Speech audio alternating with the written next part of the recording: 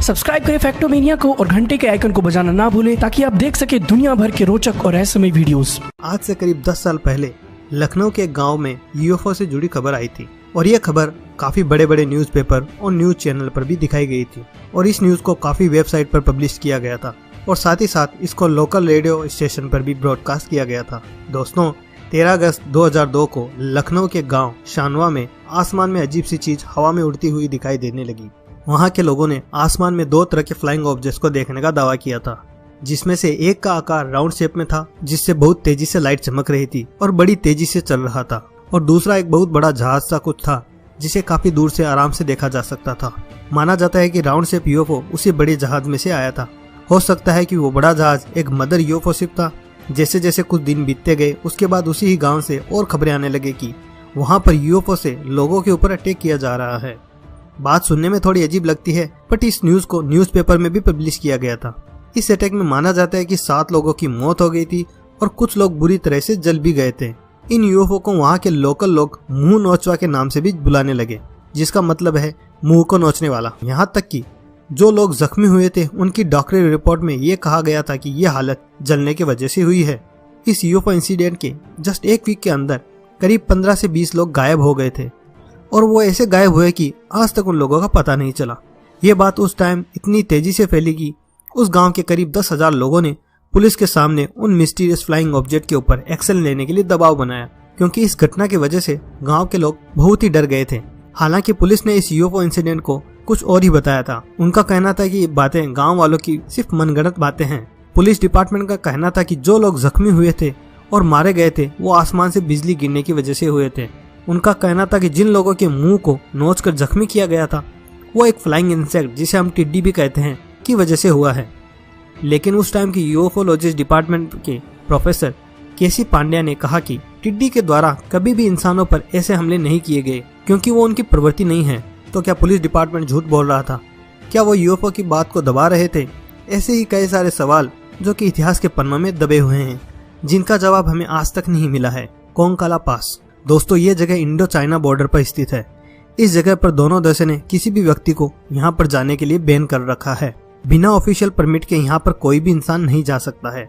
दुनिया भर के यूएफओलॉजिस्ट का मानना है कि यहाँ पर किसी भी व्यक्ति को जाने के लिए बैन करना यहाँ पर उड़ने वाले कुछ यूएफओ का होना बताया गया है। दुनिया भर के यूएफओलॉजिस्ट का ये मानना है कि दूसरे ग्रह के एलियन पृथ्वी पर ऐसी जगह पर अपना बेस बनाते हैं जहाँ पर आम नागरिक का जाना नामुमकिन हो, और इस जगह पर जाना वैसे भी नामुमकिन है। माना जाता है कि इस जगह पर धरती की अंदरूनी परतें आपस में मिलती हैं और रगड़ खाती हैं, और इसी रगड़ के कारण इस एरिया में बहुत तेजी से एनर्जी निकलती है, और इसी एनर्जी को पाने के लिए शायद यूएफओ यहाँ पर आते होंगे। कहा जाता है कि इस एरिया में धरती की सबसे बड़ी और गहरी सुरंग मौजूद है, जो धरती पर और कहीं भी नहीं पाई जाती। दुनिया भर के यूएफओलॉजिस्ट का दावा है कि कोंकाला पास के इलाके को यूएफओ बेस के तौर पर देखा जाता है, और इस इलाके के आसपास बसे गाँवों वालों ने ये भी कहा कि आसमान में कुछ अजीबोगरीब फ्लाइंग ऑब्जेक्ट को उड़ते हुए उन्होंने देखा है। आपको क्या लगता है इस एरिया के बारे में? क्या सच में यहाँ पर कोई यूएफओ बेस है या ये कहानी ही कुछ और है? हमें कमेंट बॉक्स में जरूर बताएं। सन 2004 में इंडिया के 5 साइंटिस्ट इस एरिया में शोध के लिए गए थे। ये 500 साइंटिस्ट इसरो के मेंबर थे। इस ग्रुप की कैप्टनसी डॉक्टर अनिल कुलकर्णी कर रहे थे। अपनी रिसर्च के दौरान उन्होंने इस एरिया में एक चीज देखी जिससे कि उनके रोंगटे खड़े हो गए। उनका कहना था कि उन्होंने करीब 4-5 फुट के एक फ्लाइंग ऑब्जेक्ट को वहां पर हवा में उड़ते हुए देखा था। खास बात तो ये थी कि ये फ्लाइंग ऑब्जेक्ट उनके किसी भी इक्विपमेंट में रिकॉर्ड नहीं हो रहा था। इस फ्लाइंग ऑब्जेक्ट से भी कोई हीट जनरेट भी नहीं हो रही थी। ये जो आप अभी फोटो देख रहे हैं ये उसी टाइम ली गई थी। थोड़ी देर के बाद ये फ्लाइंग ऑब्जेक्ट इतना तेजी से हवा में गायब हुआ कि उनको पता ही नहीं चला। तो क्या लगता है आपको इस एरिया के बारे में? क्यों यह इतना सीक्रेट है? क्यों यहाँ पे किसी को जाने नहीं दिया जाता? अगर आपको कुछ मालूम है तो हमें कमेंट बॉक्स में जरूर बताएं। अब ये जो लाइट आप आसमान में देख रहे हैं ये नवंबर 2015 में बेंगलुरु में देखी गई थी। और दोस्तों, इसके अलावा थाने में अक्टूबर 2014 में भी ऐसी लाइटों को अजीबोगरीब तरीके से आसमान में उड़ते हुए देखा गया था। 1964 में एक यूएफओलॉजिस्ट जिनका नाम था बिली मेयर, उनका कहना था कि दुनिया के सभी यूएफओ हंटर्स इंडिया आते रहते हैं, क्योंकि उनका मानना है कि दुनिया में कुछ देशों के बाद यहाँ पर ही सबसे ज्यादा यूएफओ देखे जाने की घटनाएं सामने आई है। ये हमारी बदकिस्मती ही है कि इंडिया में अभी तक 80-90% लोग ऐसे हैं जिन्हें ये भी नहीं मालूम कि एलियंस और यूएफओ होता क्या है। तो अगर ऐसी कंडीशन में उनको कुछ आसमान में उड़ता हुआ भी दिखाई देता है तो वो ऐसे ही समझेंगे कि कोई हवाई जहाज उड़ रहा होगा।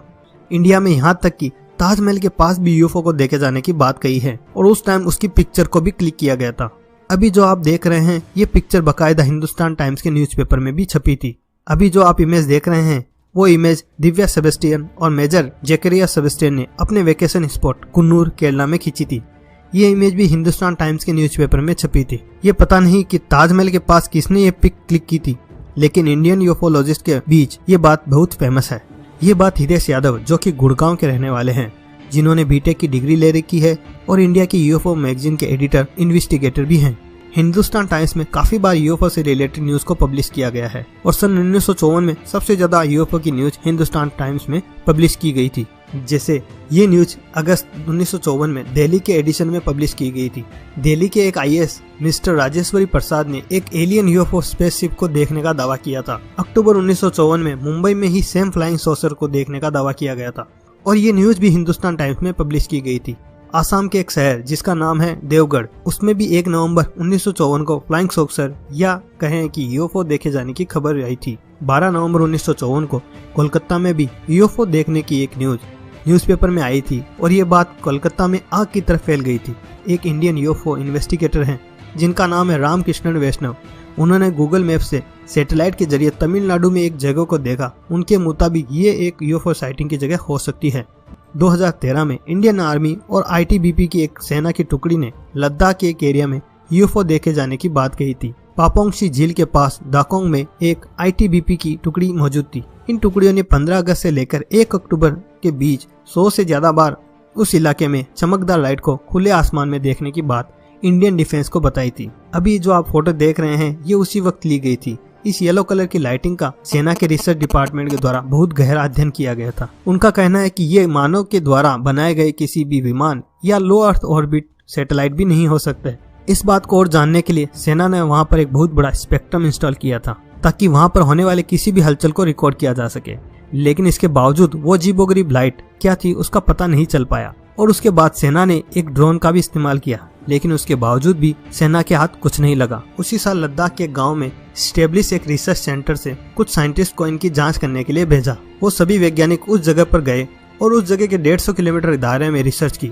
तो उन्होंने भी उस लाइट को देखा, लेकिन उन्होंने उस लाइट को या ये कहें कि फ्लाइंग ऑब्जेक्ट को अपने किसी भी इक्विपमेंट में रिकॉर्ड नहीं कर पाए, क्योंकि वो उन इक्विपमेंट में रिकॉर्ड नहीं हो पा रहा था।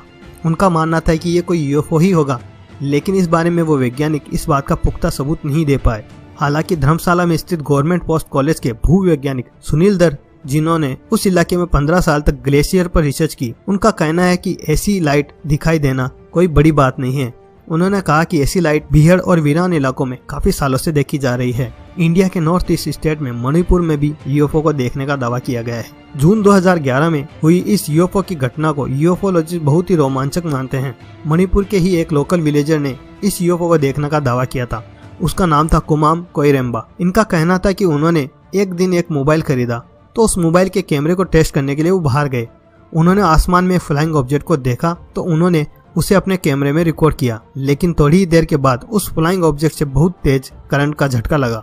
कोइरम्बा को लगा जैसे कि वो बेहोश हो गया है। जब उसे हॉस्पिटल में लेके गए तो बताया कि ये बस एक कमजोरी की वजह से हुआ है, लेकिन बेहोश होने का सही कारण डॉक्टर भी नहीं समझ पा रहे थे। इस इंसिडेंट के बाद भी कोइरम्बा को अपने शरीर में वीकनेस महसूस होती है। तो क्या वाकई में कोइरम्बा ने कोई यूएफओ देखा था या फिर किसी आसमानी बिजली का वो शिकार हुए थे? ये राज आज भी फाइल्स में दबा हुआ पड़ा है। तो देखा दोस्तों आपने, इंडिया में भी काफी बार यूएफओ को देखने का दावा किया गया है। शायद आप में से भी काफी लोगों ने देखा होगा, लेकिन यूएफओ से जुड़ी अज्ञानता के कारण हम लोग इसे नहीं पहचान पाते, जबकि विदेशों के लोग इस चीज को बहुत ही ज्यादा मानते हैं। तो दोस्तों ये था आज का वीडियो। आई होप कि वीडियो आपको पसंद आया होगा।